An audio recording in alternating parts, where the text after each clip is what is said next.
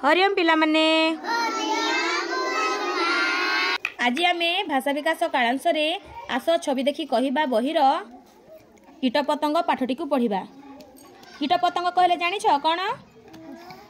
छोट छोट पकबा प्राणी मानकर 6टी गड़ थाए ताहाकू कीटपतंग कहा जाए। ताले देखो छवि रे कोन कोन अछि कीटपतंग? एडा कोन? असरपा, माछी, पिंपुड़ी, मशा। देखो एमानकर 6टी गड़ अच्छी। देख असरपार गड़ केते अच्छी देख गणिबा 1 2 3 4 5 6 सेमती माछीर भी 6टा गड़ अच्छी, मशार भी 6टा गड़ अच्छी, आउ पिंपुड़ीर मध्य 6टा गड़ अच्छी। जो मानकर 6टा गड़ थाए से मानकु कहा जाए कोन? कीटपतंग। आउ एमाने देखिबा को केमती छोट छोट थांती हला। ताहले एबे मु वाक्य रे कहिबी, समस्ते गुरुमां को पछरे कहिब। बुझिल? कहिबा आम परिवेश रे अनेक अनेक छोट छोट कीटपतंग अछंती। रसोई घरे असरपा रही थाए। मशा कामुड़िले आमको ज्वर होई थाए।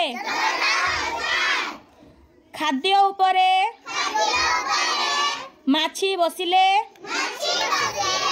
ताकू आमे घौड़ाइबा। पिंपुड़ी माने अधिक परिश्रम करंती। जानिलो समस्ते? देख आमर ये जो कीटपतंग सब अच्छा ना से माने देखा कौन छोट छोट जो असरपा देखुच से देखा आम कौट पाई था रसोई घरे। आउ मशा मशा देखीच ना? मशा केमती गुण गुण गुण गुण करे आउ से नाल नर्दमारे बसिकी आसब आमको जो कामुड़ी देले कौन हो जाए? मलेरिया ज्वर हो जाए। से आमे कौन मशारे टांगिकी आमे शोइबा। आउ एटा कौन कि एटा माछी। माछी मध्य सेमती मैला आवर्जना रे बसे आउ से मैला नहीं कि आसिकी आमर खाइबा जिनिस रे बसी जाए। सेतिपई जो माछी जदि आम खाइबा अगर बसिबो आमे ताकू घौड़ाई देबा हला। आउ जदि से माछी बसा खाद्य खाइले आमर कौन होई थाए? पेट बथा, झाड़ा, बांती एई सब रोग हेई थाए। तापरे एटा देखो एटा कि पिंपुड़ी। पिंपुड़ी देखिछ? से ना बहुत परिश्रमी।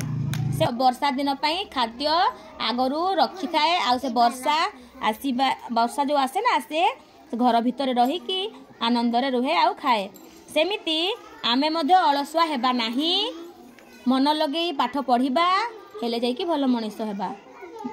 एमिति सबु वाक्य गुडी को मां को पाखरे बसी छवि देखिकी कहिबो आउ मने रखिबो। निजे कहिबा पाई मध्य चेष्टा करिबो। बुझिलो?